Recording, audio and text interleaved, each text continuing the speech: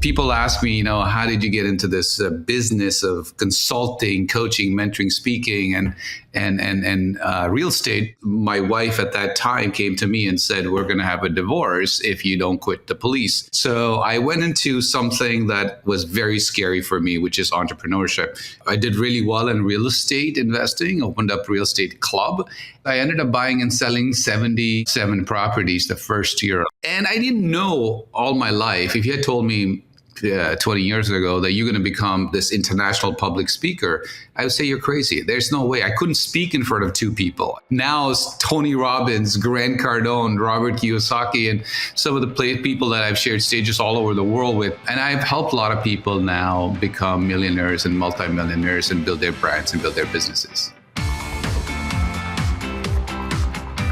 Welcome to the Thought Leader Revolution with Nikki Ballou. Join the revolution. There's never been a better time in history to speak your truth, find your freedom, and make your fortune. Each week, we interview the world's top thought leaders and learn the secrets of how they built a 6 to 7 figure practice.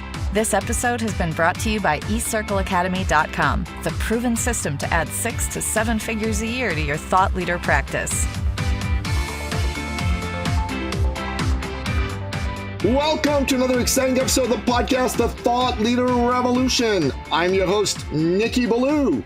And boy, do we have an exciting guest lined up for you today. Today's guest has been one of the leading thought leaders in how to build a powerful client attraction brand. He has shared the stage with some of the world's most iconic names, people like Jack Canfield of Chicken Soup for the Soul fame, people like Robert Kiyosaki of Rich Dad, Poor Dad, and Robin Sharma, he of the legendary The Monk Who Sold His Ferrari. I'm speaking, of course, of none other than the one, the only, the legendary Sunil Tulsiani. Welcome, Sunil. Thank you for having me. I appreciate you, Nikki. Thanks for coming on the show, brother. So for those who don't know you, most of my folks will probably know you, but for those who don't, why don't you start by telling us your backstory? How'd you get to be where you are today? Sure. Most of you have seen probably Slumdog Millionaire, and I would say that in India, that basically we grew up in slums, and the same stories. Parents told me to study hard, get good grades, go get a job and all that. And we were just living without water, without electricity, without toilets just before we came to Toronto in 1981.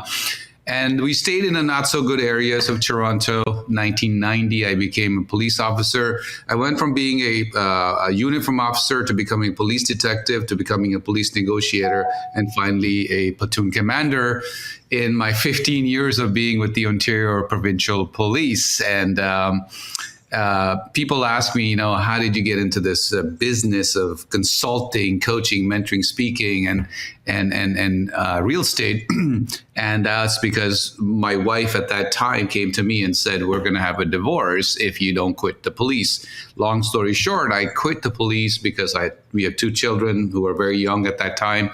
And of course, I didn't want to break our marriage. So I went into something that was very scary for me, which is entrepreneurship. I was shy. I was introvert. I still am introvert. Somebody who didn't have any connections and access and networking. I was scared of business. Like I had no experience whatsoever. And then, as you know, Nikki, I opened up, I did really well in real estate investing, opened up a real estate club. And I didn't know all my life. If you had told me 20 years ago that you're going to become this international public speaker, I would say you're crazy. There's no way. I couldn't speak in front of 2 people. I couldn't speak, I would be the shy guy sitting in the back, basically. Now it's Tony Robbins, Grant Cardone, Robert Kiyosaki, and some of the people that I've shared stages all over the world with, stadiums that were full.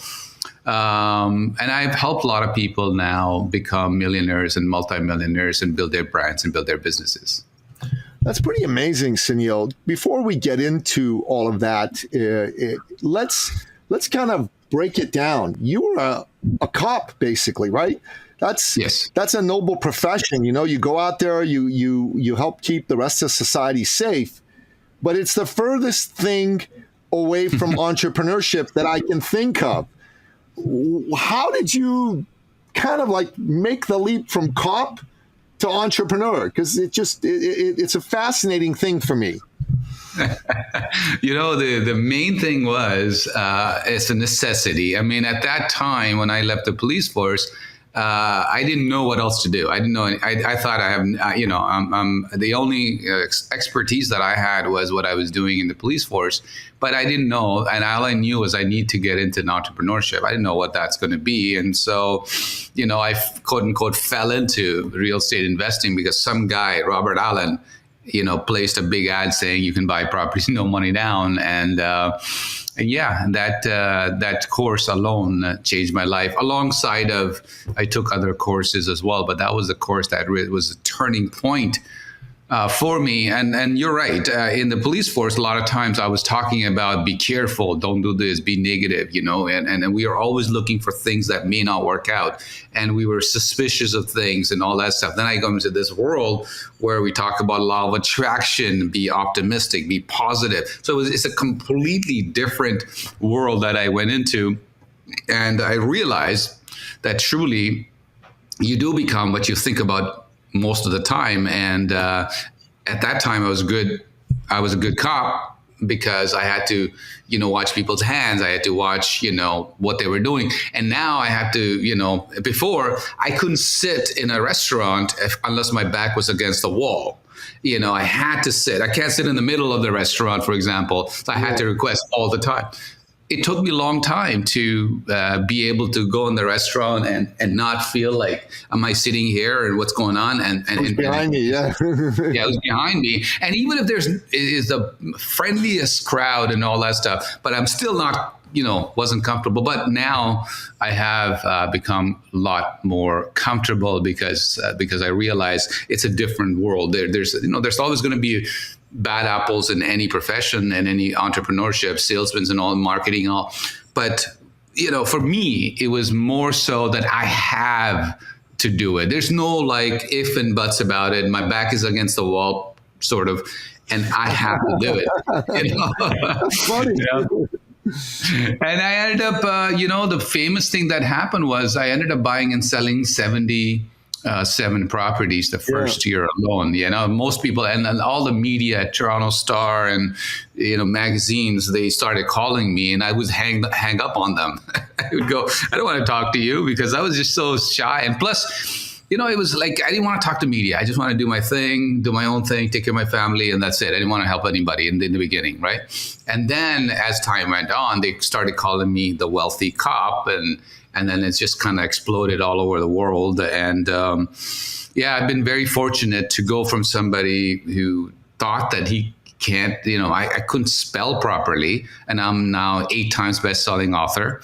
I thought that I would, never see people like Robert Kiyosaki, who's my friend, Brian Tracy, Jack Canfield, and to share stages with thousands of people like Tony Robbins. And Grant Cardone's of the world. It's just, it was something that I would never think that I would be able to do it. But I know that there is a system, there is a way to become successful in anything. And today I've become a monetization expert, real estate expert. And when I say expert, I just have done it. I've lost money, I've made mistakes, I've made money. But at the end of the day, I've generated millions of dollars doing that. Right on. And that's a pretty cool part about your story. And one of the things that a lot of people are kind of curious about, because they listen to this and they go, I could never do that.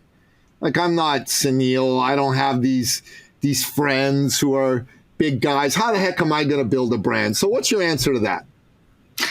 You know what? I don't blame them, because when I started, when I left, I wouldn't have believed that I would be like that. Like I said, if I went to an event 19 years ago, I would be sitting somewhere in the back. I would never sit in the front, even if there was empty seats. Back to the wall, right? Yeah. And I would never usually raise my hand to answer any questions. I would just let everybody do it. And I'd go and I'd be shy. I would just do my stuff. If you came to me and said, hey, my name is so-and-so, I'll shake your hands. But I was not the guy who was running around and saying, hey, my name is this, I want to network with you and all that stuff. So I wasn't that guy before. So what did I do? I made a list of everybody. So there's a book that I read many years ago, and they said, who do you want to meet? And so why don't you make a list of everybody and put down you want to be meeting with these people, and forget about how you're going to do that. So I made a list of every book that I read, and if they were alive, I just made a list of everybody that I wanted to meet. And then I said, I want to meet with them. I want to partner with them. I want to share stages with them. I want to write books with them. I want to not only get to see them and meet them, but I want to do that. And I made a list of that. About 90% of that list has come true. That's wild. Yeah. So that's the power of having a list, right? Like that's the power of writing down what you want and putting some intention toward it. I think people need to really hear this, right? Yeah. Like, how do I write down I'm going to meet Oprah? How I'm going to do business with Tony, share stages with Tony? I had no clue. These people would never, do business with me and all that stuff. How do I become friends with some of the people that I used to read books of? Like, I have their cell phone numbers on my cell phone number. I didn't know how to do that. All I knew was I had to do it, because I truly believe when you meet somebody who's done so much more, they've helped a lot of people, they're much more successful, and you meet them, you take away a little bit of them with you all for the rest of your life, even if you meet them once. But if you do business with them, for example, I remember one of the legends, I said to him, hey, I have this offer. Could you send this offer to your 80,000 email list? They did.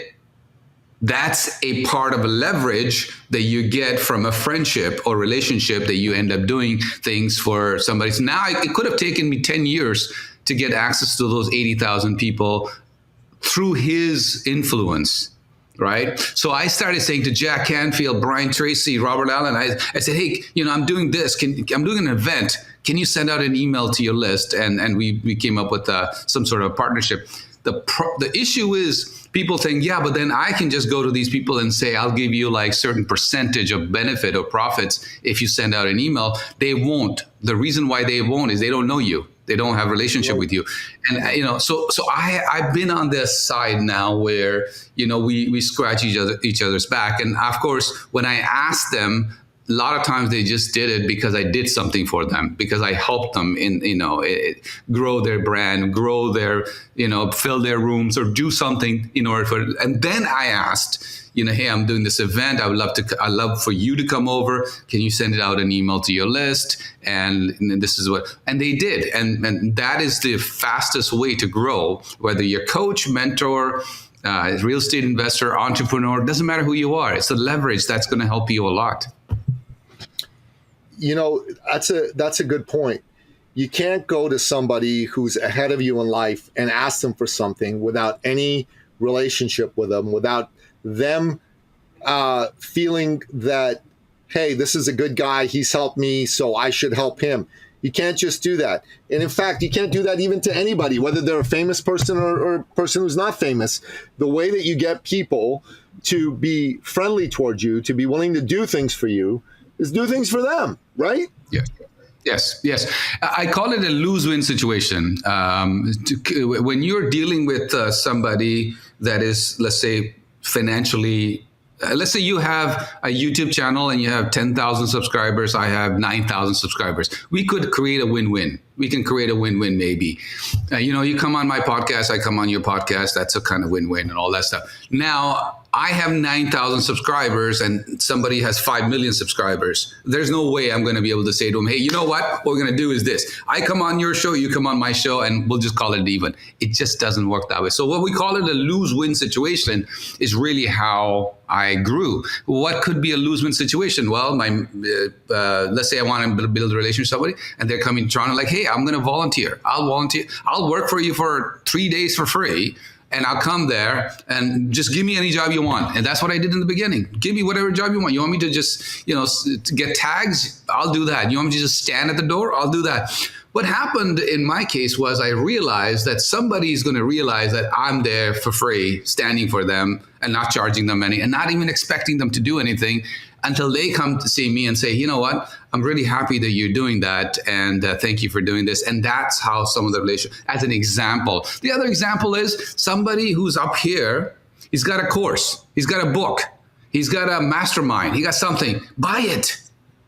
It's so simple. Why is it a lose-win situation? Because you're kind of putting the money in and your time to build this relationship, and you may or may not get the thing that you're looking for. But if you do it, there's a chance. If you don't do it, there's absolutely no chance. So I call it create a lose-win situation when you're dealing with, like, if I go to Tony Robbins, there's no way he's gonna have millions of people wanting to do business.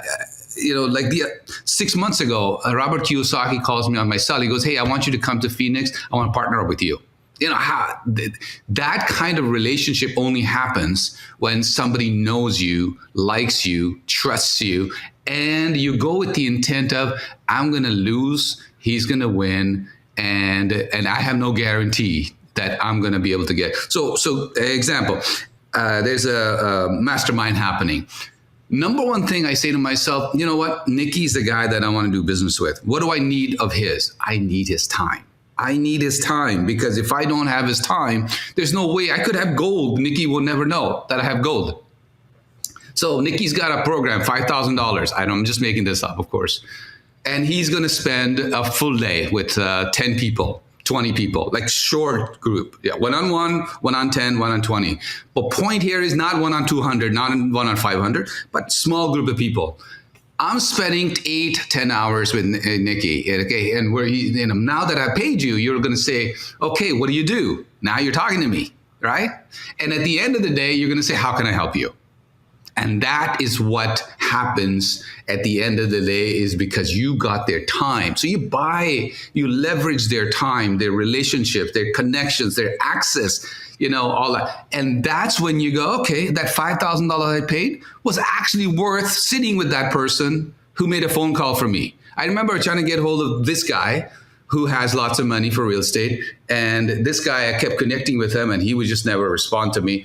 I hired this mentor who knows this person, and he says, what do you want? And I said, I just want to have a meeting with this guy. He goes, that's it? He goes, hang on a second. Hey, Joe. Yeah, I got my buddy Sunil here. Yeah, I think you guys should meet. He goes, done. I'm like, holy shit. I've been, for years I've been trying to get hold of this guy, and that one phone call got me access to that guy. And because he said my friend and all that stuff, that leverage really, really, really works. Whether it's email list, whether it's social media, whether it's YouTube channels, or whatever it is, at the end of the day, we need leverage to grow. Whether, like I said, a lot of people, I help, you help a lot of people as well, and in the coaching arena. You just network with somebody that has your clients, and now you can go faster. Amen. No, that's brilliant. That's beautiful. So you get started by investing in people. I think that's the main point you're making. Invest your time and your energy into helping people, and then that's going to make them more inclined to want to do the same with you. And it's not a guarantee, but it's the only shot you have of being able to do that, especially if there's somebody that are ahead of you in life and in business. The only shot you got at impressing them, getting their attention, is being for them first. So that makes sense. Absolutely. You invest two things, though. You have to usually in the beginning, a lot of times invest time, energy, and then sometimes even money.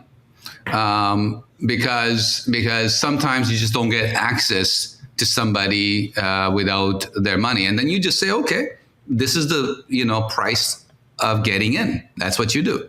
And that's what I would suggest everybody think about. How do I spend time with this person who gets to know me? See, I may know Arnold Schwarzenegger, but Arnold Schwarzenegger doesn't know me. That's why he's more rich and famous. I want Arnold Schwarzenegger to walk away and go, hey, that's Sunil. I know Sunil very well. That's when your value goes up, right? You may know Robert Kiyosaki of Rich Dad, Poor Dad, but he doesn't know you, so then he's not going to do business with you. No, he won't. Why would he? Well, it doesn't make any sense. This makes some good sense, what you're sharing. So you did that. That's a part of your story, and I think that's very powerful. Now, so someone's listening to this and going, okay, Sunil, I get it. I can do this. I can invest in some relationships, but I need business now. How do I become a client attraction magnet? Now. Not 5 years down the road. Now. Yeah. Look, I have a program that's called CAM, Client Attraction Machine. CAM stands for Client Attraction Machine. So become a client, become a CAM.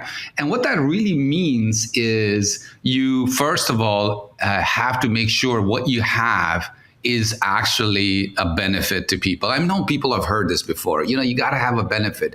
And let's say you help people lose weight, and then you go, okay, well, I've helped in the past, even if you didn't charge people, this guy was 200 pounds and now it's 150 pounds. Look what he looked before, look what he looks now. That's really the testimonial, or that's the visual that people need to see. In my business, hey, I came to Sunil, I didn't know how to buy properties, no money down. Now I have $5 million worth of properties. That's the way to attract clients, number one, because they need to feel that they themselves can do it, because not only Sunil did it, but there's somebody else who actually did it, other than who looks like me, acts like me, maybe it was in worse situation than me.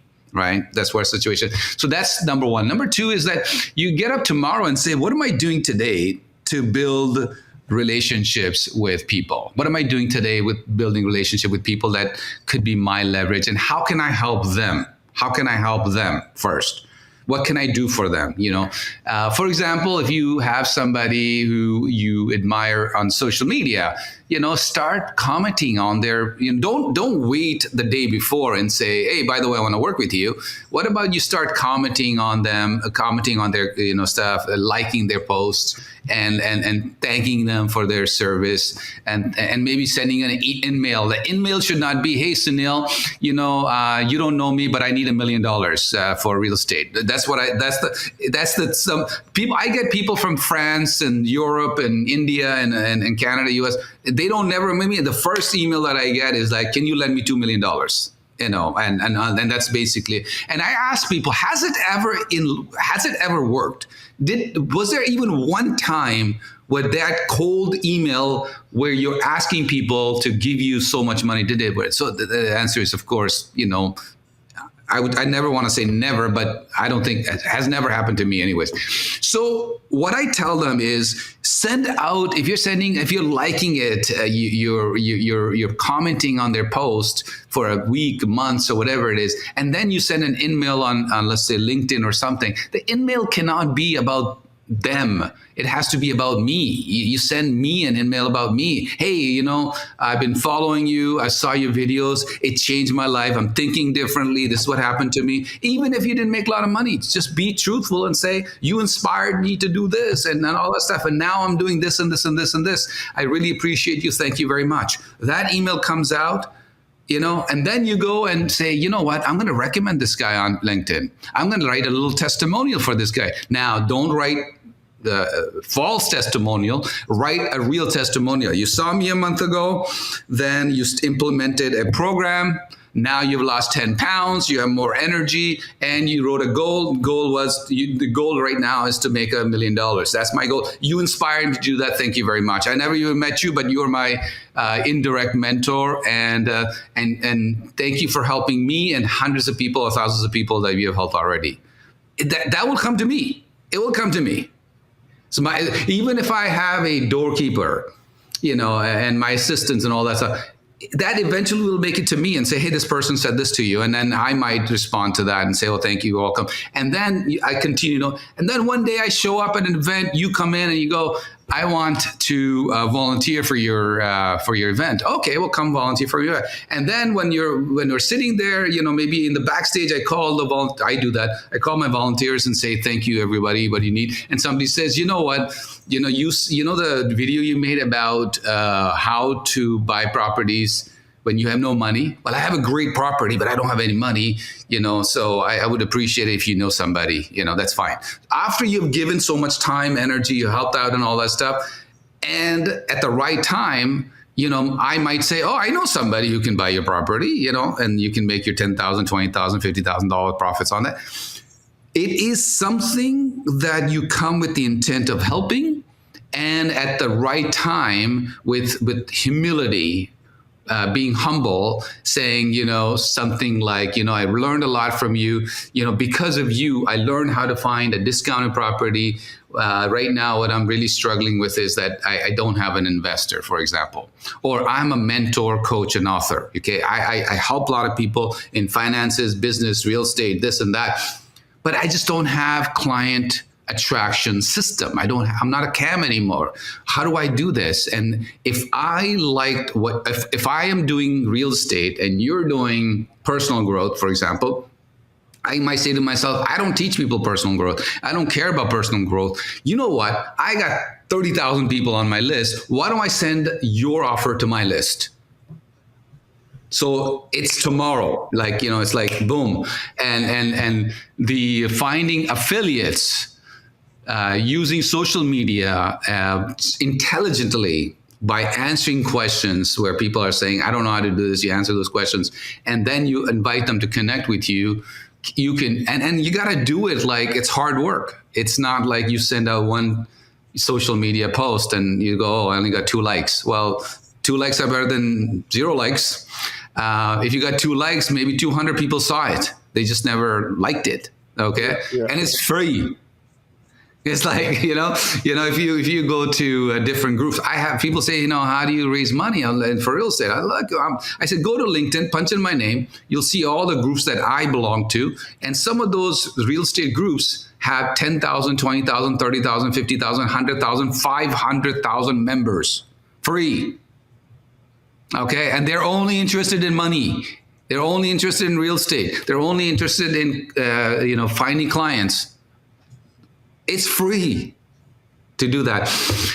But the attraction part is people only do business with you when they like you and trust you. That's very, very important. And that I used to be scared of, which is called brand. I used to think Coca-Cola is the brand, basically. That's it. You don't need. Today, it's more important than ever because it is easy to get on the social media, because it's easy for people to, just make up stuff. And because everybody's doing it, a brand becomes even more valuable than before. And brand really basically means, I've heard of you, I like you, I trust you, and you're not selling me, I'm buying. So visual for people would be, they're walking in desert. It's so hot, 40 degrees Celsius, very, very hot, and there's no water. And then all of a sudden in the distance, they see a water stand. And yes, I'm selling water because that's what I'm here for, but they're running to buy the water at the price that I want to sell. Okay. So that's what you have to visualize yourself. You need to set yourself up like that water stand where people who are thirsty, only people who are thirsty, only people who want water will come to you and say, I just want to buy this. Can you just give it to me? Can you just, I'll just buy it. I don't care. So when you're a coach or mentor and all that stuff, that's a brand. That's all it is. It's just building your brand. What can you do? Write a report. Write a report about the subject that you have. You teach people how to lose weight. You teach people how to build muscles. You teach people how to do real estate. You teach people how to do fill in the blank. You write a report, and report should be written to your ideal client who reads it and says, shit, he's talking to me. I want that. Right. And at the end of the report, you invite people to connect with you somehow. And then that report becomes your lead magnet and brand building at the same time. And so people do that. So that's your, starting point. The next level could be an ebook. So report could be 5 pages, 6 pages. Ebook could be 15, 20 pages per se. Social media, choose one social media and become really powerful. Is it YouTube? Is it LinkedIn? Is it Instagram? Is it Facebook? Whatever. Choose one where you attract a lot of clients by giving away a free book, giving away free ebook, giving away free report on the subject that you teach people. That's very, very important. Next level up it would be to write your own book. Now, I want to tell everybody once again that I was told by my teachers that I will not amount to anything. English is my second language. I didn't speak a word of English when I came to Canada. And I thought that I couldn't even write an essay. I couldn't do it. I don't need to write an essay because, people don't want to read a book that looks like essay, most of people anyways. So Now, there are many ways for you to write it. Now, I don't subscribe to the idea that you just hire somebody and tell them to write, hey, can you write a book on marketing for me? I'll just slap on my name. No, that's not what I'm talking about. What I'm talking about is just like you want to paint this house, you say, I want this color, and you hire a painter to paint your house. So if you're not good in English, as good as somebody who went to English speaking university and they got PhD, you hire those people and give them what's here, just like what you're doing right with me right now. You set up a call, a video call or audio call or whatever it is, and say, hey, let me talk about the chapter 1. Let me talk about chapter 2. Let me talk about chapter. And they write in your voice, and then you edit it, and then you get editors, designers to help you do that stuff. Writing a book, it will be life-changing. No questions about that. Authors build authority, and that's why the word authority has the word author in it. And so if you write a book for the benefit of the reader. At the same time, they will get to know you, like you, trust you, because you have already proven to them that you're an expert that needs to be, that they need to contact if they have that problem that they're looking for. If I was a real estate agent today, first thing I would do is write a book. Just write a book. We have, let's say, 100,000 agents in Ontario. Let's just to, round figure. Out of 100,000 people, there might be 0.00001% people who are authors. So you want to stand out of the crowd? Boom. You're a consultant, coach, mentor, speaker. Write a book, right? Write a book. And then if you have some connections, get your book endorsed. So my last book, one of the books that I wrote is endorsed by Jack Canfield, Brian Tracy, Robert Allen, Kevin Harrington of Shark Tank. All 4 of them endorsed that book. Why is that important? Because the endorsement says this guy is a good guy, somebody who, they're not going to endorse a book if they don't think it's good. So if you can get somebody to endorse a well-known person, fine. If you don't know somebody who's a well-known person, then get somebody who's next level, and then even somebody who just read your book, say, hey, can I get a feedback and get that in there. But if you get an endorsement, that would be great. Last but not least, how I grew the most elite expensive real estate club was by building a brand, but by writing books with legends. So Jack Canfield, Brian Tracy, Robert Allen, Kevin Harrington. What happens is when you co-author a book with any of these people, whether it's a chapter in the book or whether it's 2 of you writing a book together, that changes everything. You become a star, For example, when I started my coaching, I started out with $2,500. I charge $125,000 for my coaching one-on-one. Big difference. My membership to Real Estate Club, I used to think if you paid $50 to attend a real estate club, that was a lot of money. And I saw people in Canada, what they were charging for membership, and I tripled that.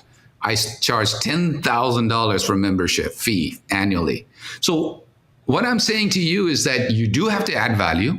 You do have to add connections. And how do you connect with people who are doing better than you? If you're an author, send them your book. Send your book to the media. Send your book to radio station, TV stations, and podcasters, and say, hey, I'm available to add value to your listeners or your attendees. And then same thing, people who become your clients are going to want to do business with you. You give your book to your prospects, whether it's ebook, whether it's a digital book, whether it's a physical book. And then above that there's other things you can do, like you can be in the movies and all that stuff. It costs a lot of money to do that. But the fastest way, if I was to, what I'm doing today, when I finish this interview with you, I'm going back to keep writing my book. That's what I'm doing right now. It's going to be my 9th or 10th book. And I'm writing again and again and again because I know I cannot reach everybody. So people will get value, and majority of them will not hire me, will not work with me, and they get the value. Some people come to me and say, I read your book, it changed my life, I'm great, that's it. Some of those people will say, I want to work with you. And that's how you attract. You become a client attraction machine, capital attraction machine, customer attraction machine, however you want to look at it. So that's basically how you would build a brand. Get up tomorrow and say, what am I doing today to build my brand, because the bigger the brand, more money will come in, more clients will come in. Lower the brand, now you have to convince people to work with you. Fantastic. Sunil, all great stuff. So thank you. How do people get a hold of you, find out more about your programs? You know what? Go on social media. I'm on LinkedIn, YouTube, and all that. Subscribe there, of course. And if not, I'm gonna give you a book, a link to a book. If they'll get a digital copy of an audio book with me, with Robert Allen, and with Kevin Harrington of Shark Tank, as to how to raise money, how to make money in real estate, and how to grow your business. We just did a recent brand new audiobook that people can just listen to. So I'll have the link sent out to you. And our website is professionalinvestorsclub.com, professionalinvestorsclub.com. Professionalinvestorsclub.com. And Sunil Tulsiani on social media. So Sunil, we end off each episode by asking you, the guest expert, for your top 3 expert action steps. These are your best bullet point pieces of advice. What say you? Go. Okay, good. First, write down what you really, really, really want. I mean, it is so, you've heard this before. Are you trying to make $1 million or $100,000 or $100 million? It is very important that you write it down and not just keep it in your hand, and review it in the morning and review it at night, at least twice a day. So then it goes deep into your subconscious mind. And if I had a keys to your home and I was friends with you and I came at 2:00 in the morning and I woke you up from deep sleep and said, what's your goal? Without thinking, you're going to go, my goal is to make $10 million by 2030, whatever the goal is, right? That's the goal. So you don't even have to think about it. You know it's there. And also, know that it will happen. You don't know how, but you already know it will happen. There's no doubt in your mind that it will happen. That's number 1. Number 2, align all those actions that will take you there. You know, what is it that I'm going to do? So, for example, if tomorrow I want to get married and my wedding is in 2 days, well, your actions are going to be completely different if your wedding is in 2 years. Completely different actions and all. So I want you to align all those actions that will take you to your goals. And that could mean, hey, who do I need to connect with? What kind of leverage do I need? What kind of money do I need? What kind of system do I need? Do I need to advertise on Facebook? Do I need to connect with some of the influencers, joint venture partners? What do I have to do? I need to start studying and getting skills. And 2 of the most important skills are marketing and sales in order for you to grow. Marketing and sales is very, very important at the end of the day. So you go, okay, I'm going to do this. So what do? You go, okay, you know what? Robin Sharma taught me a system called 1166. So he said, let's say you're not good in certain areas. You go, okay, one thing, 1 hour per day, 66 days. So you want to study that formula. And this is what I do. When I'm finished with that one formula, then I go, what else do I have to improve on? Okay, 1166. What else do I need to improve on? So 1166 days would be, okay, every day I'm going to, from 7 a.m. to 8 a.m., I'm just going to study this program, a sales program, market, whatever. Just focus on that studying for 66 days, minimum 1 hour a day. So now you're building connections, actions are aligned with that, and you're building your skills to grow to the next level. Last but not least, think about this way.